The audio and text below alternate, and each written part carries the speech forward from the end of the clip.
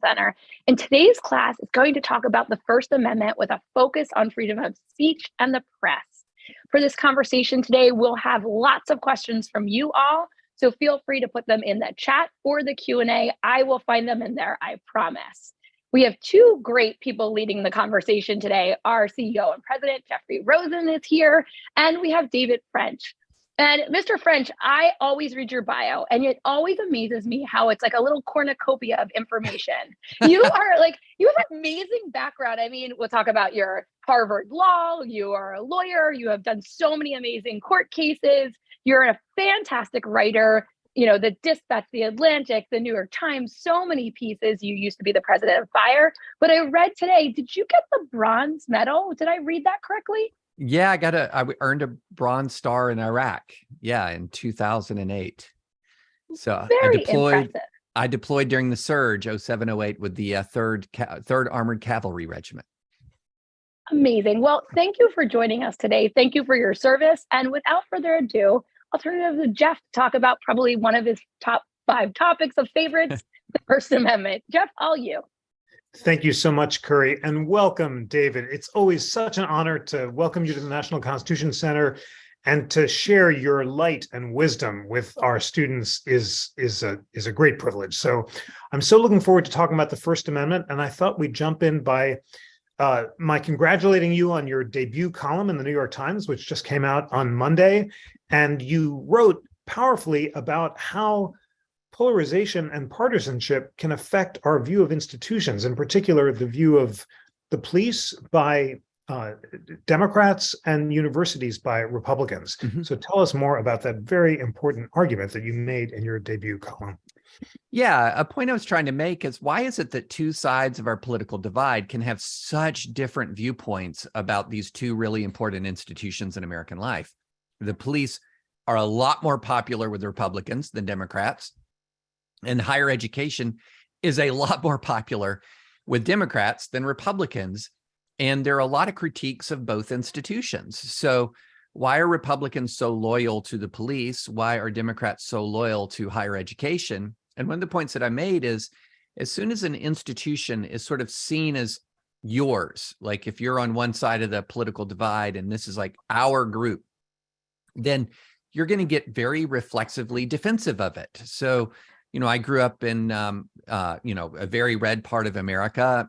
And from when I was a kid, sort of this notion of the law and order Republican was a big part of Republican identity. The police, Republicans respected the police. The police were our institution. And then when I went and left my red America and went to blue America, people were very protective of higher education. They saw it under siege from the right, just as the right saw police under siege from the left. And the point that I was trying to make is, once something is like ours, it's very hard to see it objectively. Think of it like a sports team. If you love the Eagles, and I've already talked to people who love the Eagles, you're going to be inclined to not necessarily agree with calls that are going to go against your team. You're going to be sort of reflexively defensive of the players if you hear that one of them is caught in a scandal. And so it's just a natural human tendency. And the thing that I wrote the piece about was, we've got to get out of that reflexive defensiveness and try to see things through the eyes of others. And that was the point of the piece. Such a powerful piece. And it's going to be so great to have your future reflections on that. It's a tough problem, as you say, though, because the founders expected that the media and deliberation might slowly diffuse the cool voice of reason throughout the land. But we're seeing on social media, often the opposite happens. And there are a lot of studies that when like-minded groups that are initially polarized deliberate, they become more extreme, not less. Right. So how do we solve this problem? Yeah, that's a really great point. It's called the law of group polarization. And when like-minded people gather, if you're around people who all agree with you, the more time you spend together, the more extreme you tend to get.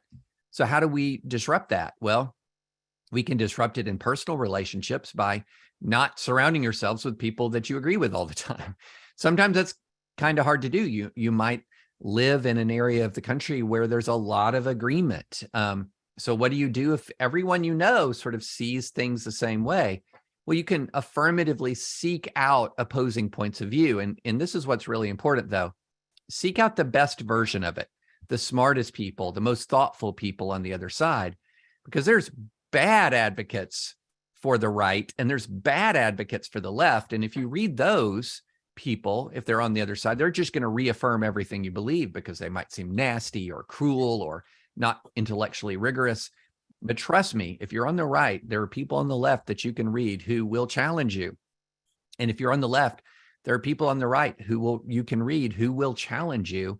And so it has to be an intentional act to seek out the best expression of a point of view you feel like you might disagree with. It's excellent advice to our students, and students, all of you who join the NCC classes are taking time to listen to different points of view. And you know how careful we are always to bring you people of different points of view so that you can make up your own minds. But David, of course, we both know it's asking a lot of most citizens, and most people don't do it, and you can't force them to do it. You've written a lot about coerced speech, but given the fact that it's impossible to force people to seek out opposing points of view, any other solutions to this very large and important problem of our democracy? Well, the National Constitution Center is part of that solution. You seek out people from a wide variety of perspectives on constitutional philosophy. And so if you're tuning in to NCC broadcasts, you're going to get a variety of perspectives. And I bring up the National Constitution Center because it's symbolic of what schools and governments can do with curriculum to provide balance and to provide competing perspectives. And so that's a responsibility of school boards. It's a responsibility of lawmakers to make sure that the curriculum that is being taught to students is one that's going to be reflective of the broad American experience, reflective of the broad experience on the basis of, for example, race and sex, but also broad experience on the basis of viewpoint. This is a very pluralistic country with a lot of competing worldviews. It's multi-ethnic, it's multi-faith, it's multi-ideological. And so that broad perspective is absolutely necessary as part of a well-rounded education. Such an important point. And you really highlight what we're trying to do at the National Constitution Center. Not only offer substantive constitutional knowledge, not only teach the habits of civil dialogue and deliberation, but also just present a variety of different points of view. The Constitution is made for people of fundamentally different points of view, said Justice Holmes, and that radical faith that presenting people to diverse viewpoints will lead to light and wisdom is absolutely crucial. Well, we're here to talk about the First Amendment from a constitutional perspective. And although liberals and conservatives disagree about much constitutionally, there's a broad consensus about the core legal framework for evaluating First Amendment challenges. You've defended that so heroically throughout your career. Maybe share with our students what the Supreme Court has said about the First Amendment and why is it, I'll just tee up the doctrine and you can put it in context. Why is it that the court has said that the government can only ban speech when it's intended to and likely to cause imminent violence or lawless action? Yeah, going back to the founding of the country, there was this broad consensus that a human being, a person, had a specific kind of rights of conscience. In other words, they had a right to their thoughts and they had a right to express their thoughts. This is something that is part of natural law. It's part of the natural rights of man. And it was the responsibility of government, in keeping with the famous words of the Declaration of Independence, is the responsibility of government to protect these unalienable rights. And when the Bill of Rights was drafted, number one, the very first one, the First Amendment, really does protect that fundamental right to of conscience and to speak your beliefs. And now, from the beginning, that right was not unlimited. And you Jeff, you've talked about one limit, for example, that you cannot be creating an imminent risk of substantial harm, especially physical harm to others, such as inciting a riot, for example. And there was never a right to commit libel or slander or defamation. But as a general matter, unless you're talking about this very small category, these very small categories of speech, or of what are not considered protected speech, like libel, slander, defamation, incitement, etc., obscenity, then, which is very narrowly defined, then speech is free. And the government is going to have to demonstrate a compelling governmental interest, and it is going to be have to be justified by the least restrictive possible means of supporting that compelling governmental interest before you're going to be able to see restrictions on speech. So the default position, what the First Amendment did, is it put its thumb on the scales very decisively towards free speech, not in a completely unlimited way, but in a very strong bias in American system towards free speech.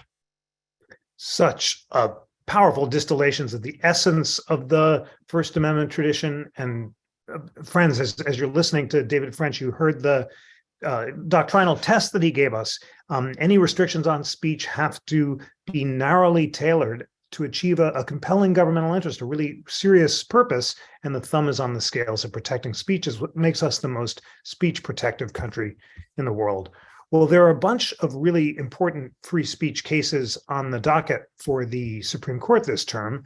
And one that you've written about is called 303 Creative versus Elenis. It was argued in December. And the question is whether applying a public accommodation law to compel an artist to speak or stay silent violates the free speech clause of the First Amendment. Tell us what that's about. Yeah, so this is a really fascinating case because you have two principles that are pretty well established. One of the principles is that I do not, as a general matter, have a free speech right or a First Amendment right to deny someone a service on the basis of a protected characteristic. So, for example, this goes back to a case called Piggy Park in the 1960s in the civil rights era, where somebody claimed a religious liberty right to not serve Black customers. This is all the way back to, the Jim Crow and segregation era. And the Supreme Court called that notion patently frivolous, I believe was the phrase. So you can't use the First Amendment to say, I have a right not to serve somebody who's protected by a non-discrimination statute a hamburger or a salad or provide a service. Now, at the same time, there are very strong rules that prohibit the government from compelling speech. And this goes back to 1943 in World War II, where two Jehovah's Witnesses sisters refused to pledge allegiance to the flag in the middle of World War II. And the Supreme Court said very clearly, the government does not have the ability to compel you to say something in violation of your conscience. So here is the question. Is building a website, this is the core question, is building a website that is going to contain words and expression celebrating a marriage, is that speech or is that service? If it's more on the speech side, then West Virginia v. Barnett is going to control the case, and similar precedents are going to control the case. And there's going to be no requirement. The government is not going to be able to require a web designer to design the website. If it is deemed to be more like a service, like serving a hamburger, then you're going to have a situation where the web designer would be compelled to provide the service. And so if you listen to the oral argument, what you'll notice from the oral argument is there was a lot of discussion about whether or not this was, how much creativity went into designing the website, or how much this was just a form or a template. And all of that's getting at that sort of speech versus service distinction. So powerful, so well explained. I'm going to give myself the pleasure of reading from the famous selection of the Barnett case, which you mentioned, where Justice Jackson, defining why you can't compel speech, you called the most famous single sentence in the American First Amendment jurisprudence. Yes. Do you want to read it, because it's so delightful to do it? If you've got it right up, I have it mostly memorized, but if you've got it right there, just go for it. Wonderful. If there's any fixed star in our constitutional constellation, it's that no official, high or petty, can prescribe what shall be orthodox in politics, nationalism, religion, or other matters of opinion, or force citizens to confess by word or act their faith therein. Why is that such a beautiful and true sentence? Well, it's a beautiful sentence because what it says right there in that sentence, what you are talking about is one of the most eloquent ways of expressing a state obligation to protect rights of conscience and individual dignity and individual liberty. So when you think of our constitutional structure, at its best, it recognizes two really important truths. One, human beings are of incomparable worth. Each one of us, as the Declaration of Independence says, we're all created equal. We're endowed with unalienable rights. We're of incomparable worth. The other thing is we're flawed. We're of incomparable worth, but we've got problems at the same time. And so what the Supreme Court does is it protects us from a government that will be full of flawed people. In many ways, it protects us from each other when we're flawed people.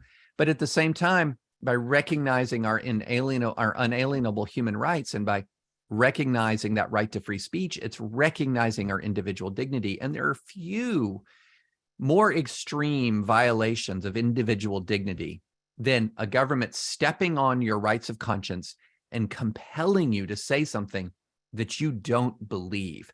That's an affront to human dignity. And that sentence, that single sentence, stands as a firewall against that affront.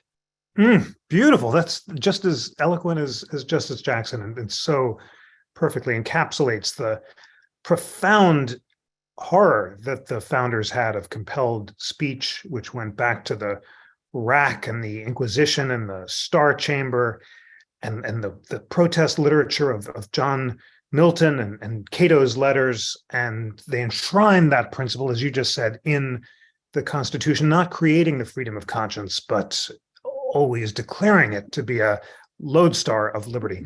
You said that you came out of legal semi-retirement to file an amicus brief in the 303 case. To tell us what you argued and what you think the court should decide.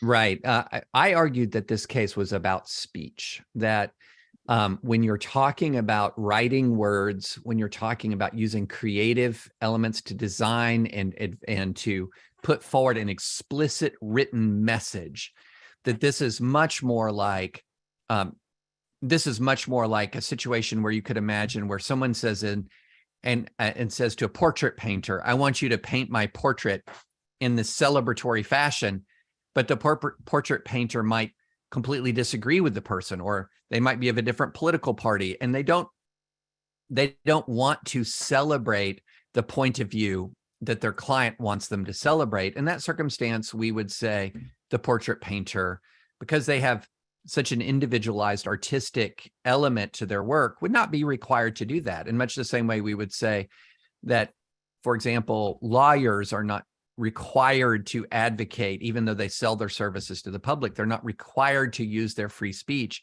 to advocate positions that they disagree with. And so the point that I was making in this article is that this is much more compelled speech than it is compelled service. And compelled speech, we have to maintain that very bright line, high wall of protection against compelled speech. Great. And just in the spirit of exposing our students to the arguments on the other side, during the oral argument, Justice Kagan said, well, isn't a wedding website really just a service provider? You click through to sign up and you go to the registry or the place where you're going to get tickets, and there's no artistic expression involved in the wedding website. What's the response to that? And also, how would you distinguish between service providing websites and speaking websites? Is there a category of limousine providers or restaurant owners? Right. And so how do you create the test? Yeah, that's a really good question. And Justice Kagan, who is one of the most sharp questioners on the court, really got to the heart of it. I mean, in her response, or the response of the other side to me might be, "You're crazy, David. This is not an individualized expression on the part of the web designer. The web designer just has put out a template and it's just plug and play. There's no individual creativity. And I think that was a key question in the case. And the way I would respond to it is that when you have if there is any degree of individualized creativity in the form of written expression, you're getting about as close as you can to what speech is. So if you're talking about written expression, individualized creativity, individualized messaging through the written word, then it's hard to say that's not speech. The best argument against me would be there's no individualization at all. There's no creativity at all. This is just plug and play. And if that were the facts of the case, if that were the intention, that 303 Creative had just created a template and the template was available to everyone, but people who were wanting to celebrate a same-sex wedding, I think that would be a stronger argument. But 303 Creative's position is not that there's just some sort of basic template, but there's individualized speech and expression. And that's really the key issue in the case. How much of this is actually individualized expression in support of or celebratory of an act versus somebody just providing a service. And that the line between those two things is blurry. It is not it's not easy to delineate, but the 303 Creative argument would be wherever the line is, when you're actually writing in the written word a customized, individualized expression for a client, that's speech. Beautifully summed up. And students who are watching, what you just saw David French do so well is articulate the arguments on both sides of the case, the strongest arguments, and then distill the essential issue that's open for debate. Acknowledge that it's difficult and say that really the hard question is when you're talking about individualized expression and when you're not. And that's just what I want all of you to practice as we're doing together in these classes. Well, we have a question from Mike Liverwright about how the web designer argument will apply to the case involving Section 230 of the Communications Decency Act that the court is about to hear in 2 weeks. That's the Gonzalez and Google case. And the question, according to the court, is whether Section 230 of the Communications Decency Act immunizes interactive computer services when they make targeted recommendations of information provided by another information content provider, or, this is getting pretty long sentence, only limits the liability of interactive computer services when they engage in traditional editorial functions, such as deciding whether to display or withdraw with regards to such information. Tell us what is going on in the Gonzalez and Google case. Yeah, so these cases are really interesting because most of the controversy that you see about social media activity involves moderation in the sense of what are you taking down? And so as a classical matter, what Section 230 has done is say, okay, wait a minute, if you're going to allow people to post their thoughts, the fact that you moderate those thoughts, in other words, you might take down language that is profane, or you might take down pornography. By taking stuff down, by moderating that communication, you're not liable for all of the speech on the platform. And it's a very powerful statute that actually is rooted in a lot of constitutional principles that has created the internet as we know it. Every time you post something on Yelp, or you post something on Snapchat or TikTok, or wherever you're posting anything, you can thank Section 230 that you have the ability to post like that. Because in the absence of Section 230, where the law was heading was that if you regulated at all or moderate at all, then you were going to be liable for all of the speech on the site. And then who's going to allow you to post in that circumstance? Or if you wanted people to post, you couldn't limit anything. And so what happens, as you know, from the internet, if you have no guidelines and no rules on the internet, it turns into a raw sewer pretty quickly. It gets bad fast. And so what Section 230 did was say, hey, if you own a private corporation, you can moderate. Then, and by moderating, you're not going to be liable for all of the speech.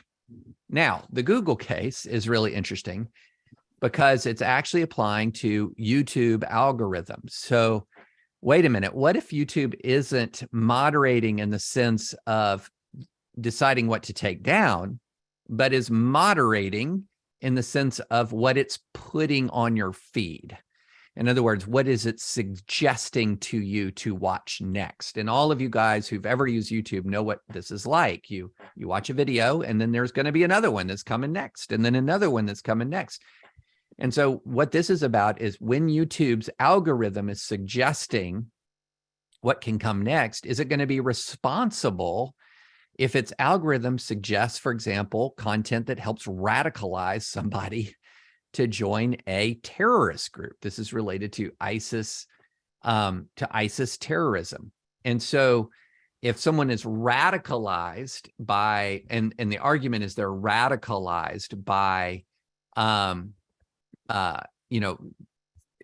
they're radicalized by the content that they're seeing, then is YouTube responsible for the content that they pushed forward? And so that is what's going on in the Google case. Now, the Twitter case is a little bit different, and it's more along the lines of if Twitter is trying to remove terrorist or terror supporting content from its site, sort of how aggressive does it have to be? So the question is, was Twitter aggressive enough in removing content from the site to satisfy federal, statutory requirements? And the question is whether a defendant whose generic, widely available services were not used in connection with a specific act of international terrorism may be liable for aiding and abetting by not being aggressive enough in taking down content. And these are fascinating cases there because they're going to tell us a lot about what the Supreme Court thinks about big tech, but they're not the cases that make everyone furious about big tech right now, which is all related to what content whether they can take down content and what are the limits of their ability to take down content. The YouTube case is much more fascinating because it's about what can they do to push content forward. And so it's going to tell us a lot, but it's going to be really complicated, and it's probably not going to settle any of the core questions. It'll be instructive. They'll be instructive, but we'll still be fighting about all of this after these cases are over. That was complicated, I hope. So please feel free to ask questions for me to clarify any of that, but it's a complicated situation. Very, very well explained, and the complexities are very well laid out. As you describe the Twitter case, and as I read the question presented, which is even more convoluted than the Google question, yeah, the basic idea that you might provide a substantial assistance to terrorism knowingly because you don't take aggressive enough actions to remove the videos. My initial instinct is that doesn't seem right. That seems like not consistent with First Amendment values. Now, I know our initial instincts we have to test and subject. We got to read the briefs, and I've got to hear the arguments on both sides. But that's my initial instinct. What is yours? I have the same instinct. I have a hard time believing that Twitter is going to be held liable for not being aggressive enough in taking down content. That's an incredibly high burden to place on a private company that has open access to the platform. Incredibly high burden. Strikes me as very difficult to draw the line on how aggressive is aggressive enough. Or how passive is too passive. Very difficult to see Twitter losing that case. In my view, I would be really. I have been surprised before by Supreme Court decisions, but that one would really surprise me if Twitter lost. The YouTube case, by contrast, is much more interesting to me. And I honestly don't know how it's going to come out. I'm going to be watching that oral argument, or listening, because you can't watch. I'll be listening to that oral argument. Can you listen like a hawk? I know you can watch like a hawk, but whatever the equivalent of watching like a hawk is, I'm going to be listening like that. You can listen like a bat. perhaps. Yes, that's good. Um, Great. Well, I will too, and we'll both be well prepared and look forward to having the chance to talk about that case more. Well, maybe some final thoughts in this great discussion on what you said is the really hard question that people care about when it comes to social media companies, the limits of their ability to take stuff down. You've written some great pieces recently distinguishing between speech by private actors, which the First Amendment protects, and government coercion of private speech, which the First Amendment doesn't protect. And in particular, you talked about how Elon Musk and Tucker Carlson don't understand the First Amendment when Musk tweeted in response to a document where a Twitter employee said that Twitter had handled posts involving Hunter Biden's laptop, that if this isn't a violation of the Constitution's First Amendment, what is? So what's going on there? And tell us about this distinction between public and private speech. Yes. So let's be simple first, and then we'll be complicated. Yeah. So here's the simple thing first. The First Amendment protects individuals from censorship by the government, not by private citizens. They, if I can't say when I was a kid, when my dad was telling me to shut up, but I have a First Amendment right to speak. If it was the government telling me to speak, yeah, I can telling me to shut up. I can say, hey, I have my First Amendment right. But if it's a private company, if it's family, if it's a private entity, they're going to have really broad authority to regulate speech within their own sphere of control. Just like if I'm in somebody else's house, if I'm in somebody else's restaurant, if I'm on a social media platform somebody else built, they're going to have a lot of ability to regulate my conduct and regulate, including and also regulate my speech. And so, if you're in a restaurant, you start screaming out obscenities, they can tell you to leave, and that's not a free speech violation. So that's the simple thing. And when Elon Musk called it a First Amendment violation, when the Biden campaign asked Twitter to take down some pretty obscene pictures of Hunter Biden, the Biden campaign was not the government. It's a presidential campaign is a private entity. It is not the government. In fact, Donald Trump was president at that time. He was the chief executive. He was the president. So the Biden campaign is not the First Amendment. So that's this simple thing. Now, Jeff, do we want to get complicated? Of course, that's why we're here. All right. Now, here's where it gets complicated. What happens when the government asks a private entity to take action?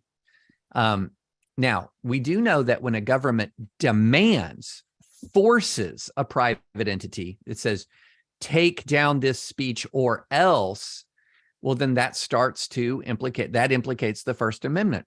When the government is coercing a private entity to take down speech, or if the government is in a cooperative relationship where the government and the private entity are in like a symbiotic relationship, they're essentially operating as one unit, then you're going to have a situation where the First Amendment is implicated.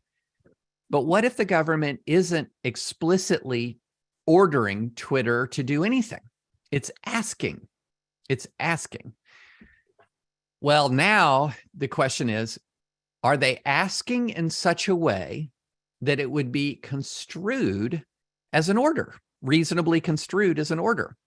Well, the government has a right to ask, just like I have a right to ask Twitter to take something down. The government can ask, but if the asking represents an implied threat of government action, then that can be coercion.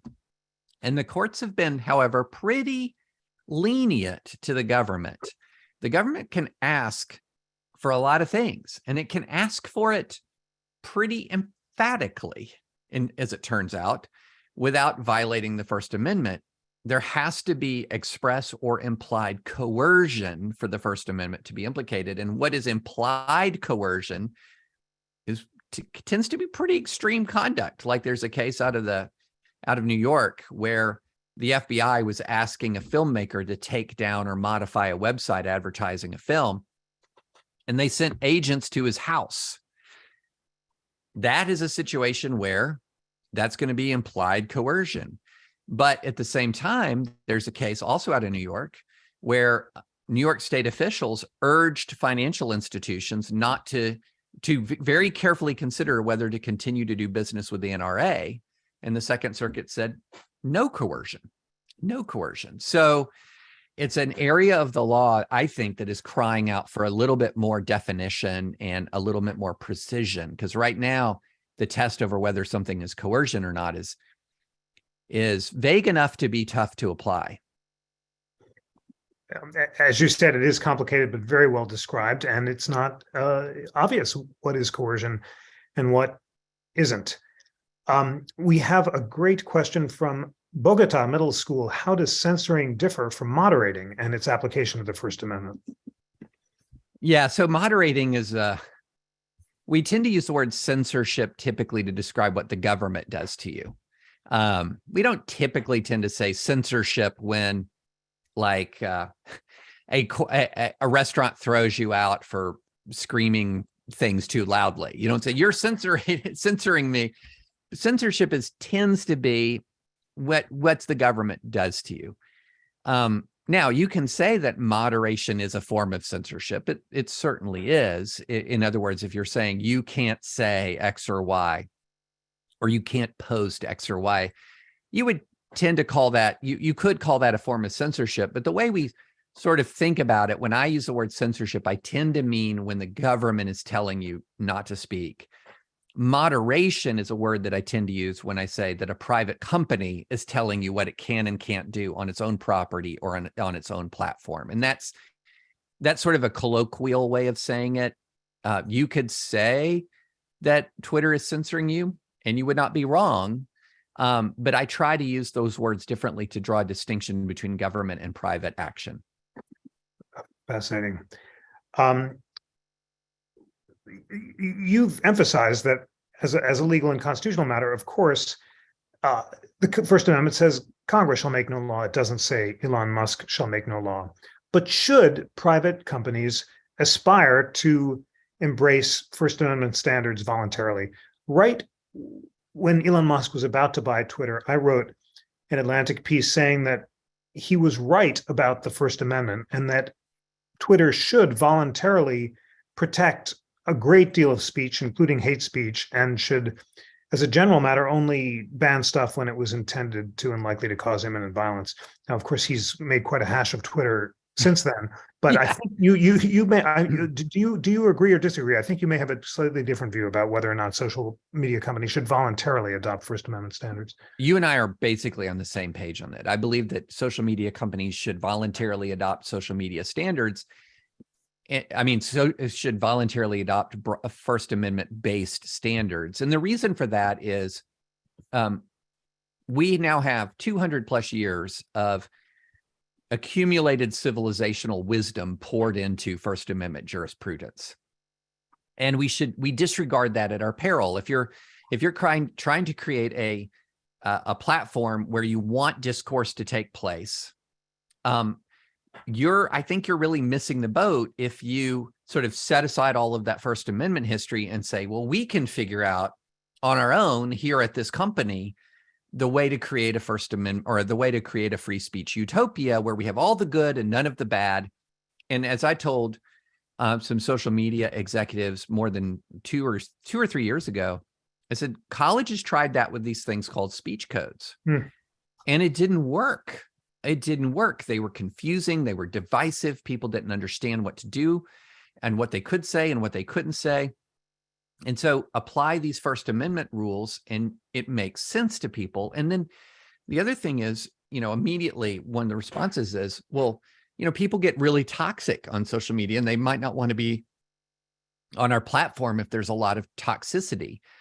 Well, you can still, consistent with the First Amendment, you can have a viewpoint neutral sort of moderation regime, but at the same time, you can also protect individuals against harassment. How do we know you can do that? Because that's what American law does. American law absolutely protects both the right of people to speak their mind, and it protects people from targeted harassment on the basis of race, sex, sexual orientation, etc. These two things can coexist in harmony. We've demonstrated how. And so what I encourage social media companies to do is study that. What are the things endemic to our platform that enable harassment? We can deal with that. And that's a lot better way of dealing with toxic elements on a website than saying your point of view is out of bounds. Your viewpoint is out of bounds. So well said. One more beat. Another reason I agree with you that generally First Amendment standards should be adopted voluntarily is because unchecked power is bad, whether it's consolidated in King George or Elon Musk. And when you have a private tyrant running a social media company, you don't want him to be able to erratically retaliate against his enemies and change his mind. And he's got to be bound by the rule of law, just like everyone else. As he's done. I mean, he's erratically retaliated. And I agree completely. I think for a lot of people listening here, think of this formula. Authority without accountability equals abuse. Everywhere you go, anywhere you go, given enough time, authority without accountability yields abuse. Doesn't matter the institution, whether it's a church, whether it's the government, whether it's a police force, whether it's a university, whether it's a social media company, authority without accountability equals abuse. So how can a private company create accountability for itself? By creating transparent, enforceable rules that are enforceable, perhaps even in right of private action. In other words, if Twitter promises me something, I can go to court and make it keep its promise. That's called a contract. Contracts are a means of accountability in private transactions. And so what I would say is if Twitter does not want to, or any other social media company does not want to become a place prone to abuse of its own customers, prone to abuse of its own authority and power, you have to add accountability. Beautifully said. Tacitus and Cato's letters couldn't have said it better. That's just a central wisdom of our founding. I'm sure that Tacitus and Cato said it better. Well, just a plug for Gordon's translation of Tacitus. Gordon was the guy who wrote Cato's letters, and he does distill wisdom like that. And just to bring this one home, I learned from Gordon's translation that it was Tacitus who first said that in Rome, people were free to think as they will and speak as they think. That was the great definition of freedom. And of course, both Jefferson and Louis Brandeis quoted Tacitus in defending speech too. David, I'm always reluctant to hand back the mic in our conversations, but I'm got to do that now. So I have 1:45. So with just great thanks for sharing your light. Curry, back to you for some final thoughts and questions from our great students. And there's a lot. So we're excited. We love after class, we do a roundup with a ton of cases and letters and primary sources. So this one's going to be chock full. So everybody has a lot of Jeff work and David work for the weekend. So one question comes from Colin around the right of a private company to be able to do as they choose. And then second to that is how much do people play in that accountability factor? So, and I know this is kind of not a good example to talk about with Twitter, but if a company does choose to not make a cake or not do a certain action, can people say, well, we're going to boycott you and shut you down? So where's the factor of the people checking this too? Yeah, there's absolute public accountability, and it's a very important responsibility of the individual citizen. So I like to think of the social compact like this.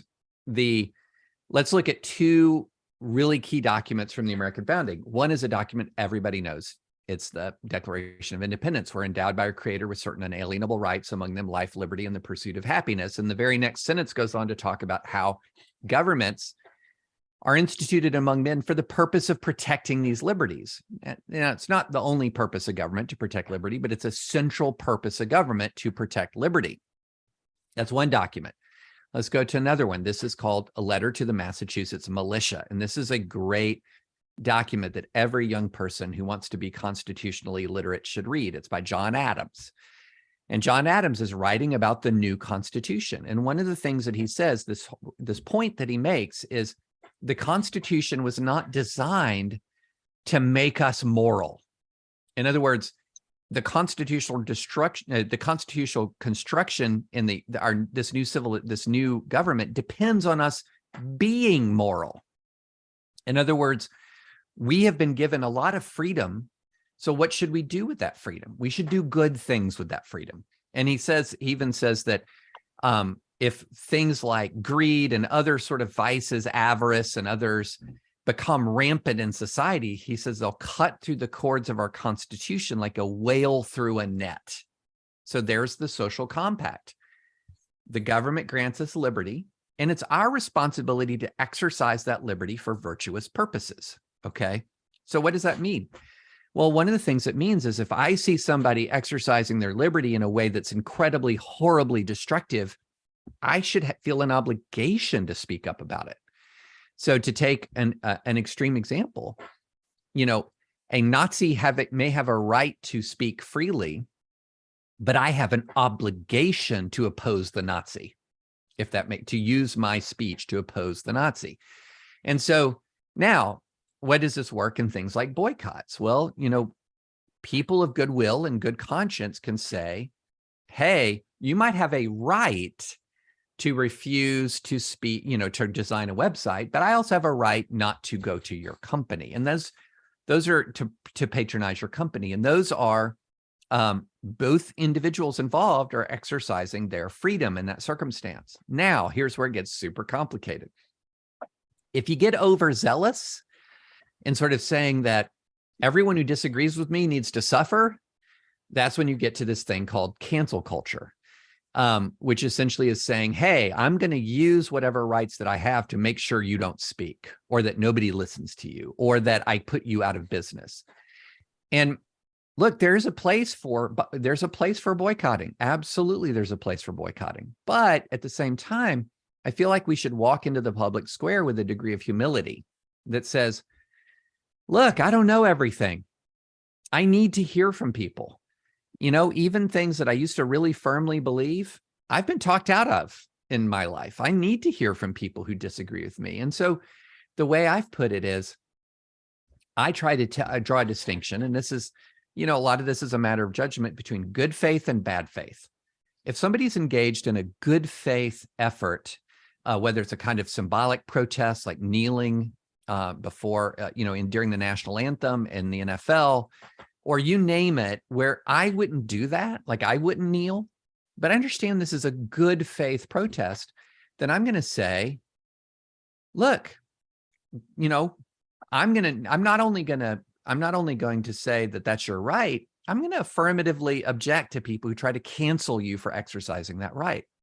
But if somebody is transparently malicious or cruel, then there does need to be, and this is part of the system of private accountability for malice and cruelty. And look, I know these are not lines that are always easy to draw, but I do think that that's a good way of thinking through things like cancel culture. When somebody disagrees with you and they're operating in goodwill and in good faith, my view is I'm going to use whatever voice I have. I might disagree with you, but I'm definitely not going to try to silence you. But there are times where people are obviously malicious, obviously cruel. And in those kinds of circumstances, if a private company says, I don't want that person, that's this obviously malicious and cruel person on our team, fine.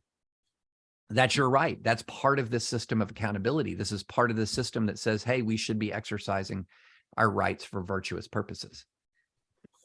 That was fantastic. You went exactly to our second question was around civil dialogue. And, we began this conversation talking about polarization and how, I can defend the Eagles maybe a little too far in some of the moves that they won't be great on Sunday. And for an example, I won't, but I think that's so important. What are the actions, not just reading other sources that you may not agree with that are good, high quality sources, but also engaging in conversations and allowing others to speak and actively listen in the same case. So it's not just giving space, but engaging in that conversation and listening to it. So unbelievably important. and how we read and how we speak. One final real quick question to help kind of parse this out for our students. There was a question that came in about, you talked about in the 303 creative case that it's, this written word that the designer is writing the word, and that's so close to speech and so protected. What is the difference between symbolic speech and are the protections different? Yeah, that's a really good question. There are circumstances where, some symbolic speech, such as waving a flag, kneeling before a flag. I mean, these are things that are, you're not mouthing words, but you are speaking. You are absolutely communicating. In those circumstances, that is protected expression, full stop. And so symbolic speech is a form of speech. Now, there are circumstances depending on, in what kind of place. There's something called a time, place, and manner restriction on speech, where you can't say anything you want, anytime you want, anywhere you want. A perfect example that I give is, like, if somebody's saying in the run-up to the Iraq War in 2003, a popular slogan was "No blood for oil." That was you can say that in the quad all day long, but you can't walk up and down the halls of the dorm at 3:30 in the morning screaming "No blood for oil" because you are interrupting sleep, etc. That's what you would call a time, place, and manner restriction, as opposed to a content-based restriction. And so symbolic speech is speech. It's symbolic speech. Now, that doesn't mean, as I said, that there aren't some ways in which symbolic speech can be regulated in specific circumstances, but symbolic speech is a general matter. And one thing about civility, because we're running out of time, and I think this is a really important point, when I think about civility, I think of two gifts I can give people in my personal interactions with them. Here's gift number one. I will not be gratuitously or intentionally offensive. In other words, I'm not going to go into this conversation trying to trigger you. That seems pretty basic. A lot of people, that's like kindergarten 101, right? The other one that is a lot of people overlook. I also promise not to be gratuitously offended. So in other words, I am not going to try to offend you, and I'm also going to give you the gift of having a thick skin. So if you're expressing your point of view passionately, if you disagree with me emphatically, I'm going to listen to it, and I'm going to listen to you respectfully, and I'm going to try hard to have grace for you and grace for your passion so that we can continue dialogue. We have a real problem in this country with people being way too easily offended, and then they use the fact that they're offended to shut down conversation. It is a gift to people to be able to withstand tough conversations. And so I think we should all work on that. That is fantastic. Our students that we work with across the country set up their conversational norms. And we have a running list of what the kids in high school and middle school have said these are the norms. And they have similar norms. There's come in a little more of a tagline, and one of my favorites is step up and step back. Step up, right. Share what you believe, step back, and take in what somebody else believes. So thank you so much for sharing your norms with us. Very powerful, and really about understanding how we can listen to each other, have grace, and have dignity for each other. So thank you so much. This was fantastic, everyone. Jeff, any final words on that thought? I'm sure all the amazing ideas were popping in your head too. Just bravo and ditto and plus 10. Such great rules of civility and engagement. And David French, most of all, by modeling those rules, you inspire all of us for what civil dialogue and respectful debate can look like. Thank you so much. Thank you, guys. I always love to be with you guys at the National Constitution Center. One of the most important missions of any American institution. So appreciate what you do. Thanks for that, David. Thank you. Have a good weekend, everyone. Thanks to you, students. Have a great weekend. Bye. Happy Friday, everyone. Bye-bye. Bye.